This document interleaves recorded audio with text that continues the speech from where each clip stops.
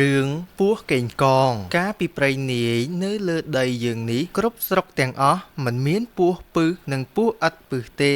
មានតែពស់កេងកងមាននិទានថាកាលដើមឡើយមានមនុស្សពីរនាក់ជាប្តីប្រពន្ធនឹងគ្នាប្រពន្ធឈ្មោះនីមានកូនស្រីមួយឈ្មោះថានាងអេតប្តីនាងទៅជួញអង្កាមបាត់ជាយូរអង្វែងថ្ងៃមួយអស់បងប្អូនជិតខាងក៏បបួលគ្នាទៅកាប់អុសឯនាងនេះឮគេថាបបួលគ្នាក៏ទៅជាមួយនឹងគេដែរយកនាងអេតជាកូនទៅផងលីដឹងចូលព្រៃបានឃើញអុសមួយធំនាងនេះយកដឹងពុះអុសលុះពុះយូរបន្តិចទៅដឹងក៏រង្គោះធ្លាក់ចូលក្នុងរូនពស់នាងនេះមើលទៅឃើញដឹងនឹងពស់កេងកងក៏និយាយនឹងពស់ឲ្យហុចដឹងឲ្យឯពស់កេងកងឆ្លើយវិញថាបើនាងឯងដោយអញធ្វើប្រពន្ធអញទើបអញឲ្យដឹងបើនាងឯងមិនដោយអញមិនធ្វើជាប្រពន្ធអញនោះទេអញមិនឲ្យដឹងទេនាងនេះឮពស់កេងកងថាដូច្នេះហើយហេតុតែខ្លួនជាស្រីខូចក៏ទទួលព្រមថាលែងតែអ្នកឲ្យដឹងមកខ្ញុំចោះចាំល្ងាចសឹមឲ្យនាងអេតមកហៅពស់កេងកងឮនាងនេះថាដូច្នេះក៏ឲ្យដឹងមកនាងនេះផ្ដាំថា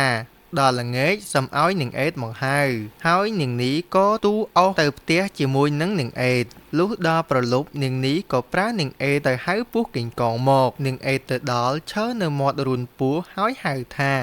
ពស់កេងកងពស់កេងកងនាងនេះឲ្យហៅឯពស់កេងកងឮហើយលូនចេញមកនាងអេតឃើញពស់ក៏ភ័យខ្លាចព្រឺស្ញើបអស់ទាំងខ្លួនប៉ុន្តែខ្លាចម្ដាយព្រោះម្ដាយប្រើមកក៏ខំសង្កត់ចិត្តនាំពស់ទៅផ្ទះពស់នោះធំណាស់លូនទៅលើស្មៅបាក់រៀបអស់ដល់ផ្ទះហើយក៏ឡើងទៅដេកជាមួយនឹងនាងនេះនាងនេះនិយាយនឹងពស់កេងកងថាខ្ញុំមានប្តីឥឡូវនេះគាត់ទៅជួញអង្កាំ2-3ឆ្នាំបានមកម្ដងពស់កេងកងសួរថាប្តីនាងទៅប៉ុន្មានថ្ងៃប៉ុន្មានខែទៀតនឹងមកដល់នាងនេះឆ្លើយថាមិនដឹងជាប៉ុន្មានខែប៉ុន្មានថ្ងៃទៀតទេនឹងមកដល់នោះពស់កេងកងនិងនាងនេះក៏ដេកជាមួយគ្នាទៅដល់ចិត្តភ្លឺទើបពស់កេងកងលានាងនេះទៅរូនវិញនាងនេះផ្ដាំថាបើប្តីខ្ញុំមកខ្ញុំមិនឲ្យមេអេតទៅហៅទេអ្នកក៏មកបើប្តីខ្ញុំមិនទាន់មកនោះខ្ញុំប្រើមេអេតឲ្យទៅហៅអ្នកសឹមអ្នកមកពស់កេងកងក៏ត្រឡប់ទៅរុនខ្លួនវិញរាល់តែល្ងាចនាងនេះប្រើមេអេតឲ្យទៅហៅពស់កេងកងនាងអេតខ្លាចម្ដាយក៏ទៅហៅតាមពាក្យសម្ដីម្ដាយប្រើប៉ុន្តែក្នុងចិត្តខ្លាចពស់នោះណាស់ត្បិតពស់នោះធំណាស់ហើយវែងទៀតផងមួយទៀតខឹងក្នុងចិត្តត្បិតម្ដាយសាហាយនឹងពស់នាងអេតទៅដល់មាត់រូនហើយហៅថាពស់កេងកងពស់កេងកងនាងនេះឲ្យហៅពស់កេងកងឮក៏លូនចេញមកហើយឆ្លើយថាអេតអើយថាអញមិនទៅឪពុកអេតនៅកាប់ក្បាលអញដាច់នាងអេតឆ្លើយថាឪពុកអញទៅជួញអង្កាំ2-3ឆ្នាំមិនទាន់មកដល់ពស់កេងកងឮនាងអេតប្រាប់ដូច្នេះក៏លូនចេញពីរូនហើយក៏ចេះតែទៅមករាល់ថ្ងៃ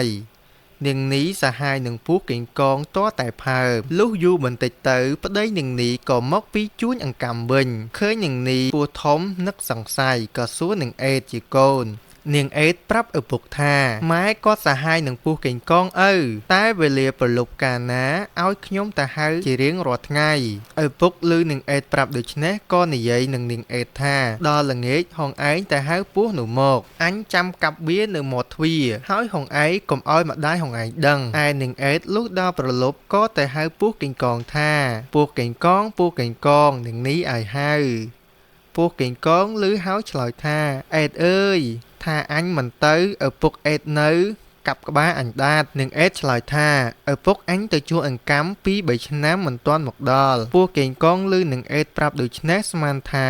ឪពុកនាងអេតមិនទាន់មកពីជួញអង្កាំមែនក៏ទៅផ្ទះនាងនេះដូចសពថ្ងៃឯឪពុកនាងអេតកាន់ដាវពួននៅមាត់ទ្វារចាំកាប់ពស់កេងកងលូនចូលក្នុងទ្វារបន្តិចឪពុកនាងអេតកាប់កដាច់បាត់ហើយកាត់មួយកំណាត់ខាងកន្ទុយយកទៅដាក់លើស្កាមួយកំណាត់ខាងក្បាលយកទៅដាក់លើមេឃពុត្រាឯពាក់កណ្ដាលខ្លួនយកទៅបន្លះបន្លាត់ស្បែកចោលហើយផ្ដាំនាងអេតថាកុំឲ្យម្ដាយហងដឹងត្រូវទុកសាច់ស្លឲ្យម្ដាយហងឯងស៊ីឪពុកនាងអេតក៏លាងឈាមពស់ជ្រះអស់មិនឲ្យសល់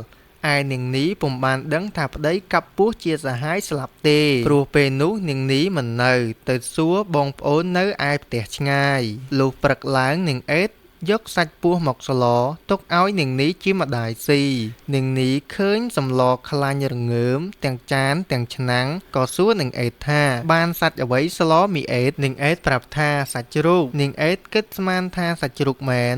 ក៏ឲ្យមីអេតដួសសម្លមកស៊ីបាយកាលនាងអេតដួសសម្លឲ្យនាងនីជាម្ដាយស៊ីមានក្អែកមួយក្បាលឃើញក្បាលពស់នៅលើមែកពុត្រាវាចង់ស៊ីសាច់ពស់វាបោលថា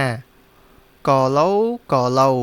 ក្លែមខ្លំលេបសាច់ប្តីឯងនាងនីកំពុងស៊ីបាយលឺក្អែកបោលដូច្នេះក៏មើលទៅលើមែកពុត្រាឃើញក្បាលពស់កេងកងលើមែកឈើហើយនាងនីនឹកអាណិតស្រក់ទឹកភ្នែកតែនាងពុំហ៊ានយំព្រោះខ្លាចប្តីដែលអង្គុយស៊ីបាយជាមួយប្តីឃើញនាងនីស្រក់ទឹកភ្នែកក៏សួរថាហេតុដូចម្ដេចបានជាស្រក់ទឹកភ្នែកនាងនីឆ្លើយថាស៊ីបាយក្តៅសម្លក្តៅរលឹកកូនចៅរលីងរលោងទឹកភ្នែកឯក្អែកនោះចេះតែបោលថាកឡូក្លែមខ្លំលេបសាច់ប្តីឯងក្បាលដាក់លើដើមពុត្រាកន្ទុយដាក់លើស្កានាងនីមើលទៅលើស្កាឃើញកន្ទុយពស់កេងកងលើនោះឯប្តីនាងនីដឹងថាប្រពន្ធសហាយនឹងពស់កេងកងពិតប្រាកដហើយក៏នឹកខឹងក្នុងចិត្តចង់សម្លាប់នាងនីប៉ុន្តែធ្វើមិនឲ្យនាងនីដឹងខ្លួនដល់នាងនីផាមចាស់ផ្ទៃចិត្តសម្រាប្តីបបួលទៅកក់សក់នៅមាត់បឹងលុះដើរទៅដល់មាត់បឹងប្រាប់ប្រពន្ធថាទៅទៀតទៅឲ្យឆ្ងាយពីស្រុកគេយើងនឹងកក់សក់លេងឲ្យសប្បាយតែ2នាក់ម្ដងនាងនេះមិនដឹងខ្លួនថាប្តីចង់សម្លាប់ស្មានថាប្តីនាំទៅកក់សក់មែនក៏ដើរចូលទៅក្នុងព្រៃឆ្ងាយទៅលុះឃើញកំពង់មួយរៀបស្អាតវាល្អ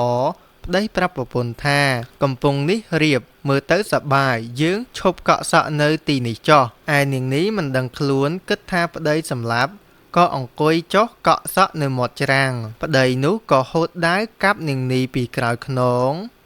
មិនឲ្យដឹងខ្លួនដាច់ពាក់កណ្ដាលខ្លួនស្លាប់ទៅពេលនោះឃើញសត្វតែកូនពស់លូនចេញពីពោះនាងនីប្តីនាងនីកាប់កូនពស់នឹងដាវខ្លះកាប់មិនទាន់ក៏លូនចូលទៅក្នុងក្រហែងដីខ្លះមុជចូលទឹកខ្លះចូលទៅក្នុងព្រៃព្រោះហេតុនេះហើយទើបបានជាមានពស់ច្រើនបែបច្រើនយ៉ាងមកដល់ឥឡូវនេះឃ្លាតកាយណាយចិត្តបាទចប់អ្នកទាំងអស់គ្នាបើមានកំហុសខុសឆ្គងកន្លែងណាអ្នកទាំងអស់គ្នាអធិស្ឋានខ្ញុំផងហើយបើសិនជាចូលចិត្តកុំភ្លេចជួយចុច Subscribe ឲ្យខ្ញុំម្នាក់មួយផងបាទសូមអរគុណ